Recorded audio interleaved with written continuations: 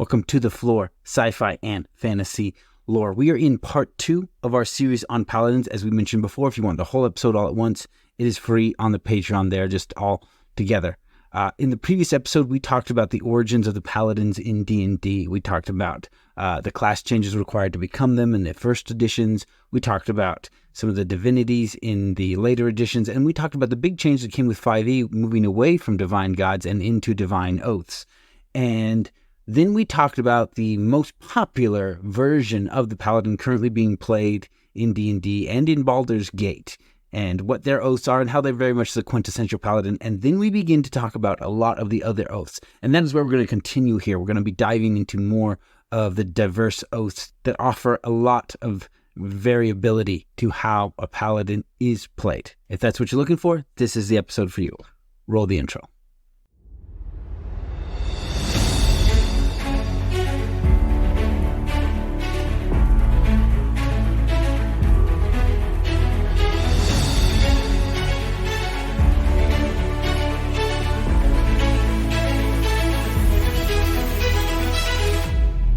Do you remember the first story that was so spellbinding that it drove you to break the rules and stay up all night?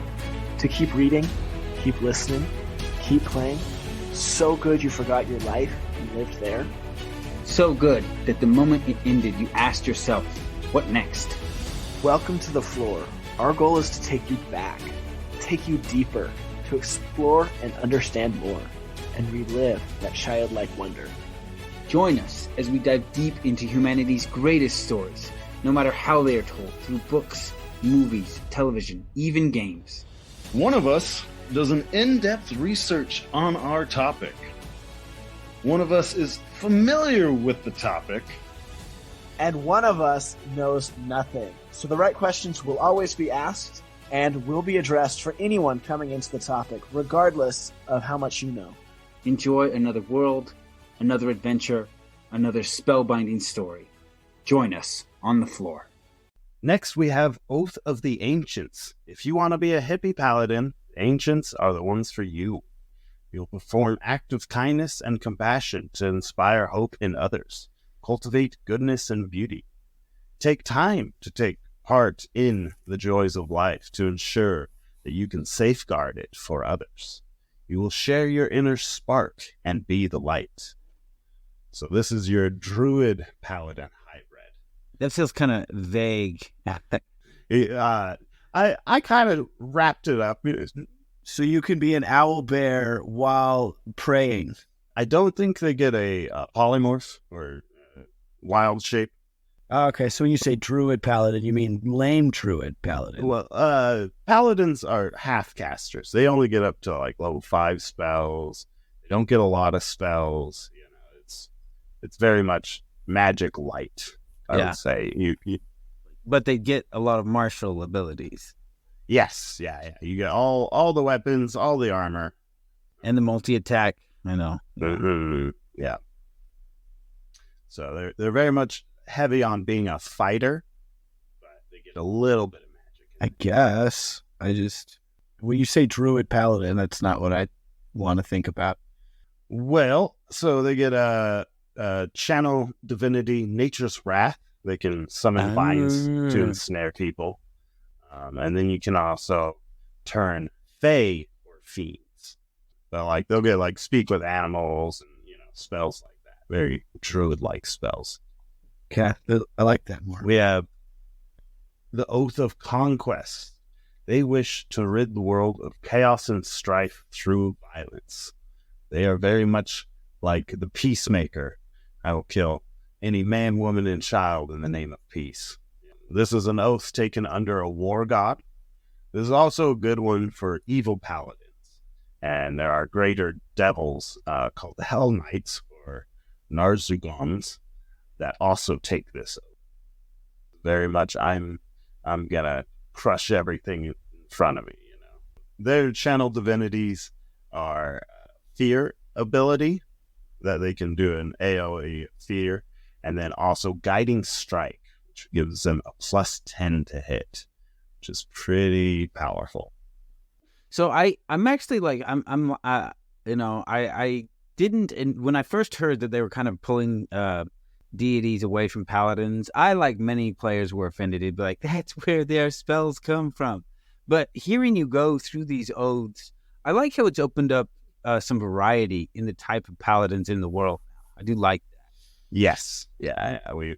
They opened it up to be like, you can be a different kind of a paladin. It doesn't have to be Mr. Goody Goody Two Shoes. Yeah. So that's cool. Added some flavor in there. That's really cool. I like it. Next up, we have Oath of the Crown. This one is more of an oath to civilization and law. It's one where you would serve a particular monarchy, right? You are a knight for a king.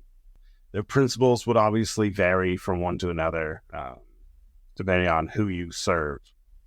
But the 4 core principles are law, loyalty, courage, and responsibility.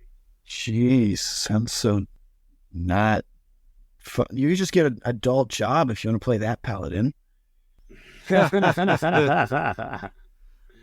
Their channel divinity is Champion Challenge. This will keep your enemies close to you in battle. And then Turn the Tide, which is an AoE heal. So you can heal your whole team. So you know your enemy's close, and then you can heal everyone who's really close to you.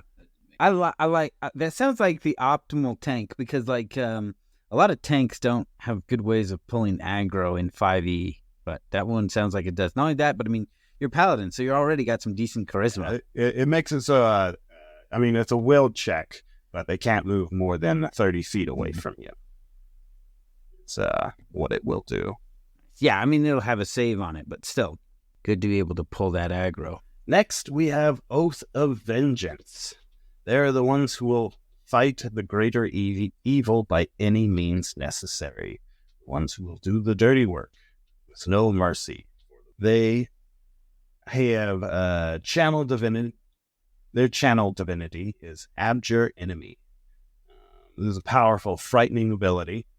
And then they also have a Vow of Enmity to give you advantage on your attacks. These are very much the very aggressive, kill that one guy. Also, that almost anti-hero. Oath of Vengeance is a great one to take if you want to do that gritty anti-hero. Kill that one guy. Oath of Redemption. Path of Excellence. Oath of Redemption. They're the... Aaron, Path of Excellence. Eli doesn't even bother to refute you. He's just like, Oath of Redemption. You could throw that back in there. That'd be pretty funny. All right, let's go back. Okay. We hope you've enjoyed this episode. We have mentioned in the past that if you go to the Patreon page, we have collections of all the different worlds and pieces of lore we have covered. For example, if you want everything we have ever done about Baldur's Gate, from the invention of D&D to Baldur's Gate 1, Baldur's Gate 2, Dark Alliance, all of that, you can find individual collections for all of those, or just one big collection containing all of Baldur's Gate or all of D&D. So everything we have covered, Eberron, Marvel, DC, Aliens, Xenoverse, Cyberpunk, Dune, and more. We have collections for each of those worlds. And I do want to mention that on the Patreon, the only thing behind the subscription is the Treasure Room content. Anything that has been released in the podcast for free is still free there. It is just a better organization of the information that the podcast app doesn't let us do. They are just a big list, and you just got to type in your search words.